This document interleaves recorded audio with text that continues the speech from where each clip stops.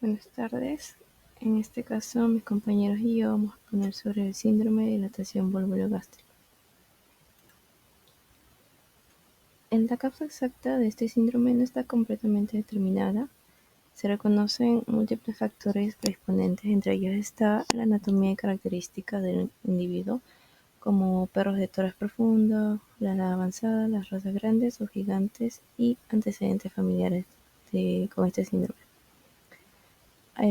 Otro de ellos es factores alimentarios y conductuales como la ingesta rápida o ansiosa de grandes cantidades de alimento, una sola comida diaria, el ejercicio antes o después de comer, la dieta rica en grasas o aceites y el uso de comederos elevados. Otros factores serían el estrés, la laxitud del ligamento hepatogástrico, cirugías previas como la esplenectomía, hernias de hiato y los cuerpos extraños gástricos. Algunas condiciones ambientales como el cambio de temperatura, la presión atmosférica también han sido propuestas, aunque sin evidencia concluyente. La fisiopatología en los casos del síndrome, el estómago va a sufrir una rotación anormal sobre sus ejes longitudinal y transversal, lo que va a alterar la posición anatómica del píloro, el fundus gástrico, el duodeno y el vaso. La rotación gástrica ocurre en la mayoría de los casos en sentido horario. Cuando se observa desde la perspectiva del cirujano, o sea, cuando el animal está en decúbito dorsal. El grado de torsión va a variar entre 90 y 360 grados, siendo más común una rotación entre 220 y 270. Esta torsión produce una obstrucción del tránsito gástrico y va a comprometer la irrigación sanguínea, causando isquemia, y en numerosos casos va a producir necrosis gástrica. Durante la progresión del vólvulo se pueden identificar diferentes fases en el desplazamiento del píloro. En la fase 1 y fase 2, el píloro y el duodeno proximal se van a desplazar ventral y cranealmente, aproximándose a la línea media del abdomen. Y en la fase 3 y 4, el píloro se va a posicionar en una localización dorsal hacia el lado izquierdo, situándose finalmente entre el esófago abdominal y el cuerpo del estómago. Este cambio anatómico también va a afectar al vaso, que al estar unido al estómago mediante ligamentos, va a rotar junto con este y se va a desplazar hacia la región ventral derecha del abdomen.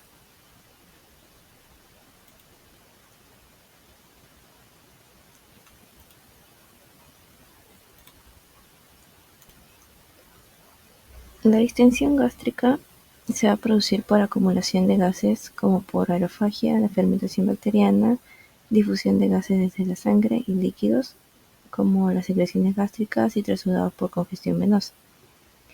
La rotación gástrica va a producirse por el caries y el píloro quedan obstruidos y atrapando el contenido gástrico. Esta torsión va a impedir la eructación y el vaciado gástrico, agravando la distensión. El compromiso sistémico va a ser en el caso de sistema cardiovascular, que va a disminuir el retorno venoso, el gasto cardíaco y la perfusión tisular. Va a poder presentarse el choque hipovolémico y arritmias. En el sistema respiratorio va a haber compresión del diafragma, hipoventilación, hipoxia y en algunos casos neumonía por aspiración. Y en el sistema gastrointestinal se produce isquemia y necrosis gástrica, especialmente del fundus, favorecen la translocación bacteriana y la endotoxemia y sepsis. Y en el caso del sistema renal y el metabólico, va a haber hipoperfusión renal, acidosis metabólica, desequilibrios electrolíticos y alteraciones del equilibrio ácido-base. El pronóstico de la dilatación gástrica varía significativamente según la rapidez del diagnóstico y tratamiento. Va a poder superar el 45% de la tasa de mortalidad, pero con tratamiento rápido y adecuado se va a reducir al 10%. Los factores negativos del pronóstico va a ser la predisposición de algunas razas como el sabueso, el pointer alemán de pelo largo y el mastín napolitano. Si hay necrosis o perforación gástrica, este aumenta 10 veces el riesgo de mortalidad, y también si hay retraso quirúrgico. Si hay niveles de lactato plasmático menores a 7.4 milimoles por litro, se va a asociar con ausencia de necrosis y a un mejor pronóstico. Y en los casos tratados sin cirugías, algunos perros van a responder solo a la descompresión gástrica y a la estabilización médica, solo si la rotación es de menos de 180 grados o el estómago vuelve espontáneamente a su posición. A pesar de este éxito, se presentan riesgos de recurrencia, por lo que se recomienda la gastropexia profiláctica. La dilatación sin válvulo tiene mejor pronóstico, pero aún puede recidir. Y si no se realiza la gastropexia tras la recolocación gástrica, el riesgo de recidiva se aproxima al 80%. La gastropexia va a reducir significativamente este riesgo dependiendo de la técnica. Las recidivas postoperatorias suelen ser menores al 10%, aunque con la gastropexia por sonda llegan a ser hasta el 29%. Como prevención, se va a hacer que el animal debe de comer varias veces al día en pequeñas cantidades. Se debe de evitar estrés durante las comidas, no usar comederos elevados, no cruzar perros con antecedentes familiares de dilatación vulvogástrica y considerar la gastropexia profiláctica en perros de riesgo, por ejemplo como post-esplenectomía o torres profundos o con historial médico familiar. Como la recomendación es acudir al veterinario ante signos de meteorismo como la distensión abdominal, las arcadas, la inquietud, la salivación, la excesiva debilidad. Buenos días, yo soy José Polo y a mí me toca hablar sobre diagnóstico diferenciales. En este caso tenemos lo que es la dilatación gástrica, lo que es la acumulación de gas, líquido o alimento en el estómago sin rotación o también dicho sin válvulo. Y este puede ser aguda o crónica y generalmente ocurre por un vaciamiento gástrico lento, por una obstrucción distal como en el píloro o causas funcionales también. Tenemos también la obstrucción intestinal parcial o total, que es el bloqueo parcial o total del intestino delgado. Normalmente se da en el órgano del duodeno o yeyuno proximal. La obstrucción intestinal es una interrupción del paso normal del contenido intestinal a través del tracto digestivo que puede ser parcial, que haya sido no completamente bloqueado o total, que no hay paso de contenido alguno. Algunas causas comunes pueden ser hernias, tumores, vólvulo ilio paralítico o adherencias. Tenemos la peritonitis, que es la inflamación del peritoneo, generalmente causada por una infección o ruptura de algún órgano, ya que es la membrana que recubre la cavidad abdominal y también de algunos órganos internos.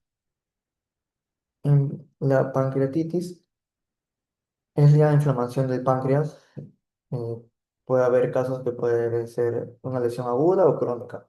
En el, en el caso de ascitis o efusión abdominal es la acumulación de líquido libre en la cavidad abdominal.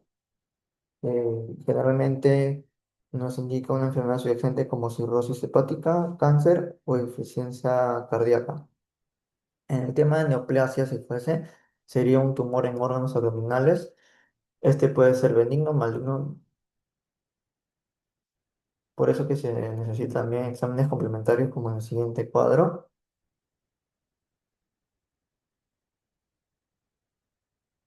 En el diagnóstico podemos ver que siempre el diagnóstico es basado en la historia clínica que nos brinda, en este caso el propietario, ¿no?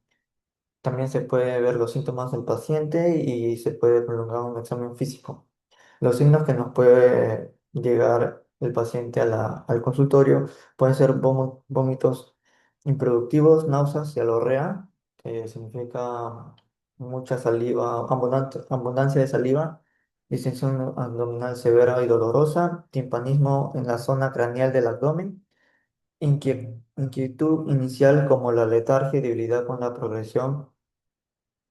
Esto va a depender mucho del tiempo de cuando actúe el propietario en llevarlo a la clínica.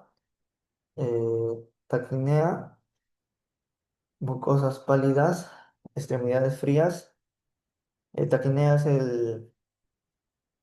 la respiración, el aumento de respiración muy agitado en este caso del perro, ¿no?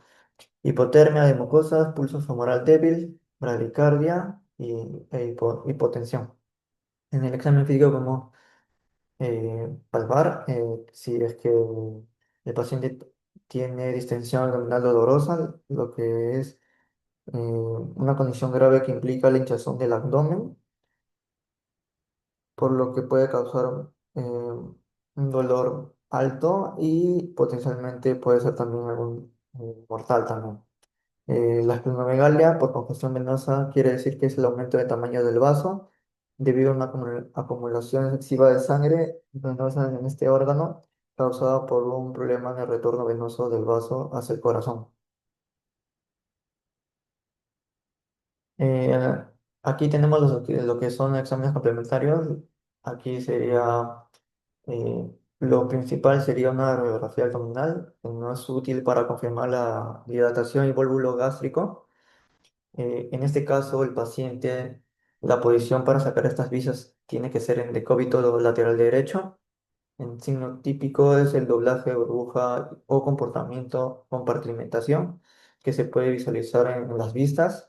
Y se recomienda descomprimir el abdomen antes del estudio para no generar más dolor y estrés.